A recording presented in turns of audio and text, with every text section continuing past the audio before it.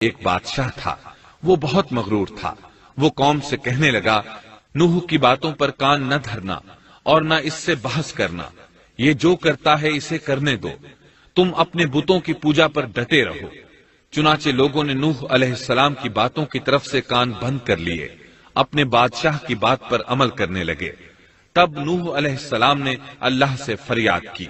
اے پروردگار، یہ میرا کہنا نہیں مانتے، ان لوگوں کی سنتے ہیں جن کی اولاد اور مال نے انہیں فائدہ تو نہ دیا، الٹا نقصان پہنچایا، اور انہوں نے میرے ساتھ بڑا داؤ کیا، یعنی دوسروں کو میرے درپے کر دیا، خود بھی مجھے ستانے میں کوئی کسر نہ چھوڑی، اور آپس میں ایک دوسرے سے کہنے لگے، اپنے دیوتاؤں کو نہ چھوڑنا، نہ ود اور نہ سوا اور نہ یغوث اور نہ یعوق اور نہ نصر کو چھوڑنا۔ ان لوگوں نے بہت سے لوگوں کو گمراہ کر ڈالا، اور پروردگار تو ایسا کر کہ یہ ظالم